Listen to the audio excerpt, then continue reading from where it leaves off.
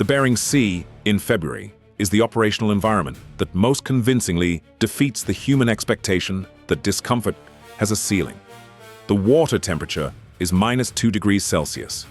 The air temperature on the bridge wing at 3 o'clock is -18 before the wind. The sea state is 4, transitioning to 5 as the low-pressure system that has been building to the northwest for the past 36 hours continues its approach.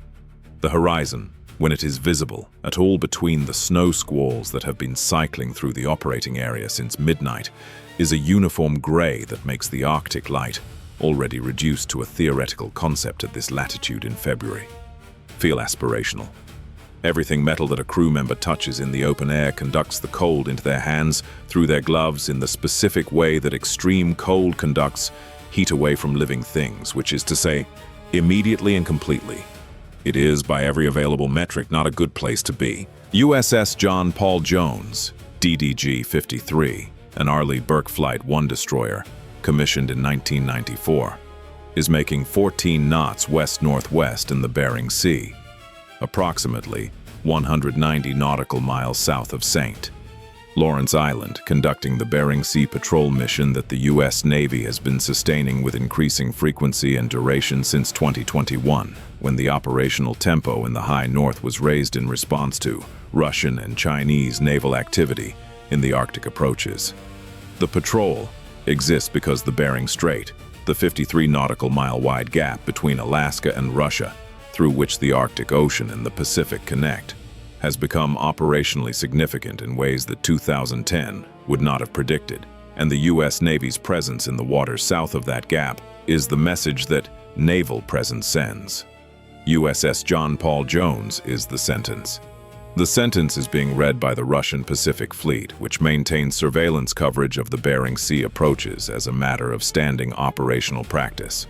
The contact that has been shadowing USS John Paul Jones since 1400 yesterday afternoon is the Russian Pacific Fleet guided missile cruiser Varyag, the flagship of the Pacific Fleet, a Slava-class cruiser that entered service in 1989 and that has, despite the maintenance challenges that have defined the Russian surface fleet's operational readiness since approximately the time the Varyag was commissioned, been in the Bering Sea for the past 9 days on what Pacific Fleet has characterized as a routine Northern Pacific patrol. The Varyag is a real ship. She displaces approximately 12,000 tons at full load, carries 16 SS-N-12 sandbox anti-ship missiles in 8 paired launchers on her forecastle, and is visually one of the most distinctive warships operating in any ocean. The launcher arrangement forward, the mast profile, the smoke that has been trailing from her engineering spaces since approximately 9 o'clock yesterday morning. That last detail is not a design feature. It is a consequence of the specific operational challenges of maintaining a 35-year-old warship in a climate that is unkind to aging steam turbine power plants. The smoke is visible at significant distance in the Arctic air, which has the specific quality of making distant objects more rather than less visible, which means USS John Paul Jones has been watching the Varyag's smoke trail for the past 13 hours, from ranges at which the Varyag's radar systems cannot resolve John Paul Jones in the sea clutter of a sea state 4. This asymmetry, Jones can see Varyag, Varyag cannot see Jones as clearly, is not about stealth. It is about the specific properties of Arctic air at -18 degrees Celsius, which creates a thermal inversion layer that degrades surface search radar performance in ways that optical observation from altitude does not experience. The Seahawk, MH-60R, that USS John Paul Jones has been operating on 2-hour observation patrols throughout the day, has been providing the ship's bridge with real-time imagery of Varyag's position, course, and speed, and has been watching the smoke trail that, in the thermal inversion conditions of the February Bering Sea, is visible from altitude for approximately 30 nautical miles. The Varyag is not trying to be visible. She is simply failing at being invisible in a way that her engineering staff would find professionally mortifying if they knew about the MH-60R's flyer imagery of their engineering spaces. The time is 3:17. The low-pressure system that has been building to the northwest for 36 hours has arrived in earnest. The sea state is transitioning from 4 to 5 The wave heights are increasing from 3 meters to 4, and the wind has backed to the northwest at 32 knots, gusting 44.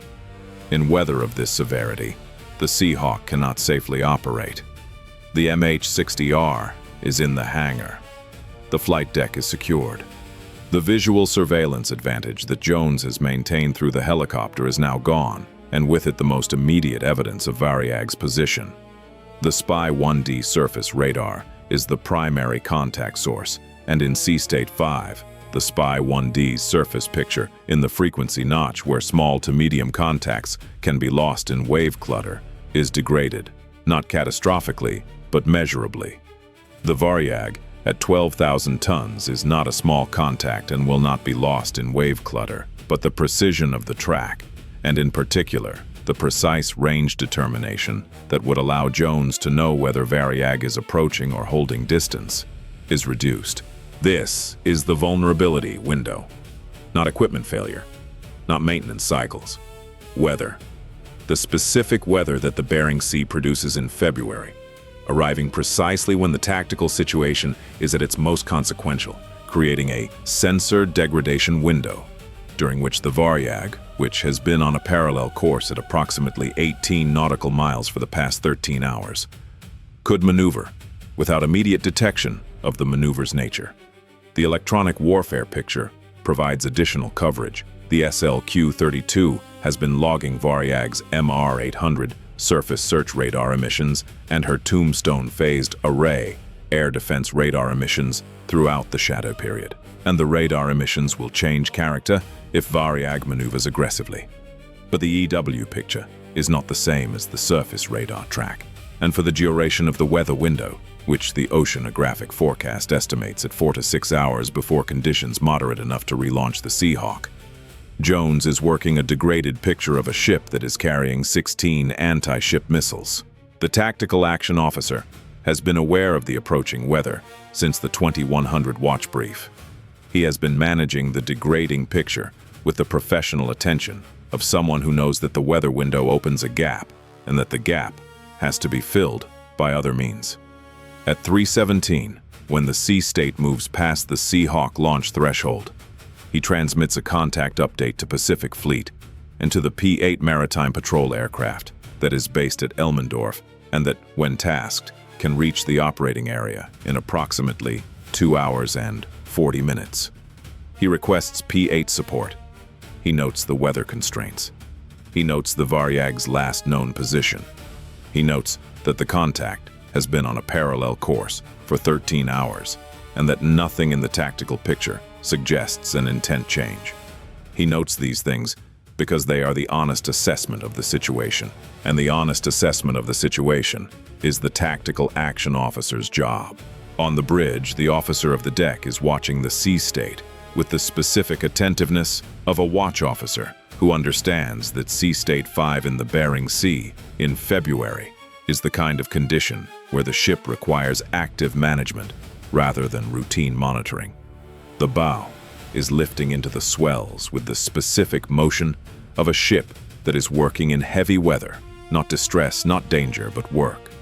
The crew members who need to be on the weather deck for routine maintenance are not on the weather deck, because the weather deck at Sea State 5 at minus 18 degrees is the kind of environment where routine maintenance becomes an unreasonable risk. The ship is managing the weather. The weather is managing the ship. Let us talk about the Slava-class guided missile cruiser, because the Varyag that is currently 18 nautical miles away and burning enough fuel to leave a visible smoke trail deserves to be described accurately. The Slava-class entered service in the 1980s and was designed as an anti-carrier surface combatant. Specifically, a ship capable of threatening American carrier strike groups in the Pacific with her 16 P-1000 Vulkan anti-ship missiles. The Vulkan is a supersonic sea-skimming missile with a range of approximately 700 kilometers and a 1,000-kilogram warhead. It is a serious weapon. The Slava-class was designed around it, and the design philosophy produced a ship that is visually dominated by the launcher arrangement. 8 paired tube launchers on the forecastle, angled outboard, giving the ship a profile that looks like it was designed by someone who wanted to make the threat visible. The threat is visible. The Vulkan missiles are real. The Slava-class is in this specific category, not a subject for humor. What is appropriate for dry professional observation is the maintenance situation. The Varyag has been undergoing a modernization refit that has been delayed, interrupted, and partially completed across a period of years that the Russian Pacific Fleet's official communications have described optimistically and that satellite imagery has described more honestly. The steam turbine engineering plant that produces the smoke trail visible at 30 nautical miles is a system that has been operating beyond its planned service life in conditions, the North Pacific and Bering Sea, that are not gentle on aging mechanical systems. The Varyag's crew is professional and the ship is capable. The capability is real. The smoke trail is also real, and the two things existing simultaneously is a precise description of where the Russian Pacific Fleet surface combatant program currently stands. At 3:44, the SLQ-32 reports a change in the Varyag's radar signature. The MR-800 surface search radar, which has been operating in standard search mode for the past 13 hours, has shifted to a higher scan rate. Higher scan rate on the MR-800 is consistent with a crew that is searching more intensively for a contact that their standard scan rate is not resolving satisfactorily in the weather conditions. The Varyag is having difficulty maintaining her track on USS John Paul Jones in the sea clutter. The electronic warfare officer notes the scan rate change and marks it in the collection record. MR-800 went to a high scan rate at 0344, the EW officer reports. Consistent with a crew compensating for reduced contact quality in sea clutter. He marks the timestamp. They're having the same problem we're having in reverse. Their radar is struggling to maintain our track in Sea State 5. This is an operationally relevant observation. Both ships are experiencing reduced sensor performance in the weather, which means both ships have a similar uncertainty about the other's precise position and movement. The Varyag's scan rate change tells Jones that Varyag is uncertain about Jones's position. Jones, knowing Varyag is uncertain, can use that uncertainty. The tactical action officer notes this.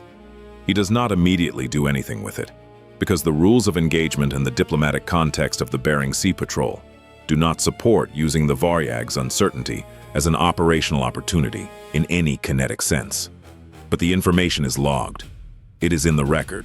At 4:12, the SLQ-32 detects something that gets the electronic warfare officer out of his standard operational rhythm.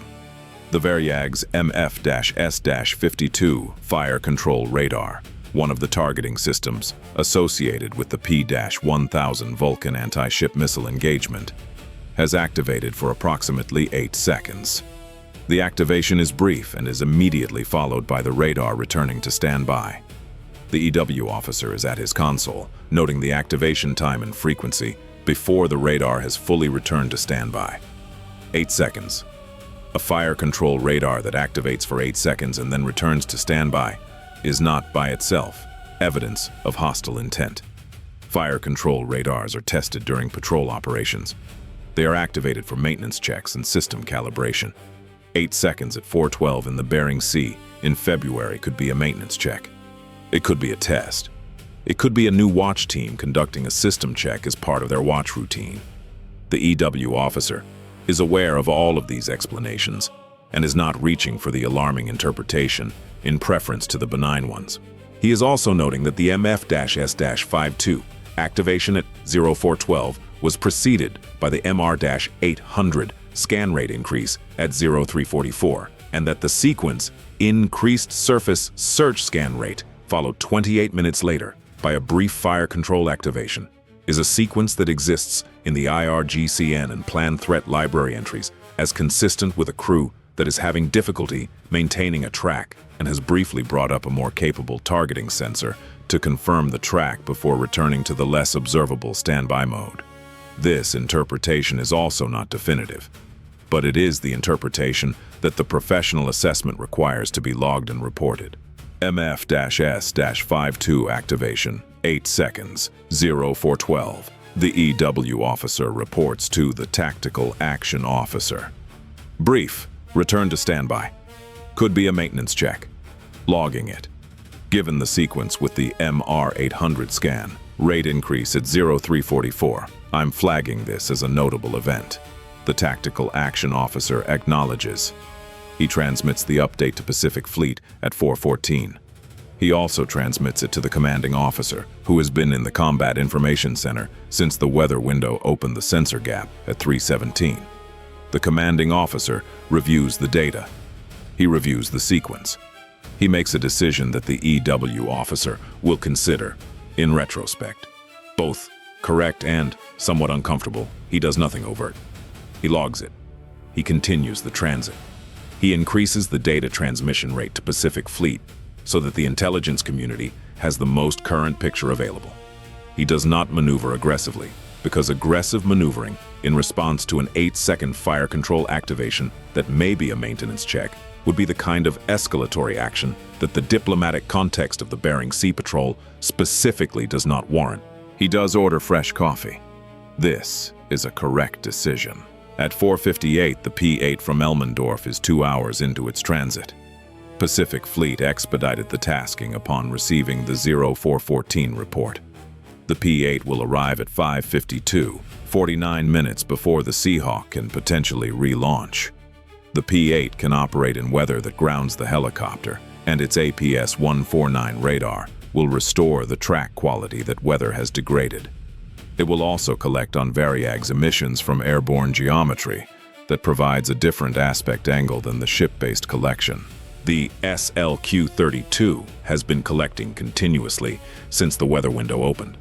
The MF-S-52 activation at 412, brief as it was sufficient for the SLQ-32 to characterize the radar's frequency, pulse repetition interval, and a portion of its waveform structure. The existing threat library entry for the MF-S-52 is based primarily on Cold War-era collection and on analysis of export variants that differ from the Varyag's specific installation. 8 seconds of direct collection at close range at 18 nautical miles from an active fire control radar in a sea state that is providing unusually clean collection geometry. Because the surface clutter that normally masks close-range emissions is not affecting the upward-looking collection angle, has produced a frequency measurement and partial waveform characterization that updates the library entry in ways that the existing data did not support. The EW officer has noted this. The measurement is in the collection record. It is the second most significant collection product of the morning, behind the sequence documentation. The MR800 scan rate data from 344 is the most significant. Knowing the specific scan rate the Varyag's crew selects when they are losing a surface track in heavy weather conditions tells future analysts and commanders the threshold at which the Varyag's crew assesses their radar performance as insufficient and compensates by increasing the scan rate. This behavioral threshold is a tactical datum. A U.S. Navy ship that knows Varyag has gone to high scan rate can infer that Varyag has degraded track quality on the U.S. ship, which creates information about the tactical situation that is operationally useful in ways that the existing Slava-class threat assessment did not specifically quantify. At 512, the SLQ-32 detects the MR800, returning to its standard scan rate. The Varyag's crew has apparently resolved their track quality issue. Either the sea conditions have changed slightly in the Varyag sector, or the crew has made a navigational adjustment that improved their radar aspect angle on John Paul Jones, or the brief fire control activation at 0412 gave them a track confirmation they needed, and they are now satisfied with the picture. The scan rate return is noted. The timeline of the sequence: standard scan rate, high scan rate at 0344, brief fire control activation at 0412, return to standard scan rate at 0512, is a 90-minute picture of how a Slava-class cruiser's watch team manages sensor performance in degraded weather conditions. The complete sequence is in the collection record. At 5:52, the P-8 arrives on station. The radar picture immediately improves as the airborne radar's altitude provides viewing geometry above the sea clutter. The P-8's first transmission to USS John Paul Jones confirms the Varyag's current position. 19.2 nautical miles north-northwest, course west-northwest, speed approximately 15 knots. Course and speed are consistent with the past 13 hours of parallel shadow behavior. The Varyag has not maneuvered during the weather window. Whatever the fire control activation at 412 represented, it was not a preparation for a maneuver that did not happen. The commanding officer receives the position report. He notes it. He picks up his coffee. The fresh pot, from 415, is still within the acceptable temperature range for 552 consumption, which is a better outcome than most Arctic watch periods produce. The P-8's electronic warfare collection begins immediately upon arrival. The Varyag's emissions, collected from an altitude of approximately 15,000 feet, with the airborne EW suite's enhanced sensitivity, supplement the SLQ-32's surface collection with the second aspect angle that the mission planners specifically requested. The combined collection from both platforms, ship and aircraft, will produce a collection product that neither platform could generate alone. The frequency measurement from the SLQ-32 at 412 plus the P-8's subsequent collection of the Varyag's emission environment at higher altitude produces a characterization of the MFS-52 that is significantly more complete than either platform's collection individually. This is what coordinated, multi-platform intelligence collection looks like in practice. One ship, one aircraft, an 18 nautical mile range to the target, and 4 hours of weather-degraded but operationally sustained coverage produce a collection product that updates the Pacific Fleet's Slava-class threat assessment in 3 specific areas: the MF-S-52 frequency characterization, the MR-800 scan rate behavioral threshold, and the sequence documentation of how the Varyag's crew manages degraded sensor performance in Arctic weather conditions. The full collection report runs to 27 pages. It is transmitted at 8:44. While the P-8 is still on station and the Seahawk has not yet relaunched, the weather has not moderated to the Seahawk's operating threshold. The report goes to Pacific Fleet, to the Office of Naval Intelligence's Russia Surface Warfare Programs, to the Naval Intelligence Support Center's Electronics Intelligence Program, and, via established channels, to the intelligence services of Japan, South Korea, and Canada, all of which maintain their own assessments of Russian Pacific Fleet activity, and all of which have a direct operational interest in the MF-S-52 characterization and the Slava-class behavioral data. The report also goes, this is the component that the EW officer considers most useful in the long term to the Pacific Fleet's Tactical Intelligence Summary, which is distributed to every U.S. Navy commanding officer operating in the Western Pacific and North Pacific. The summary will include the behavioral sequence documentation, standard scan rate, high scan rate at 18 miles in Sea State 5, brief fire control activation, return to standard scan rate over a 90-minute period.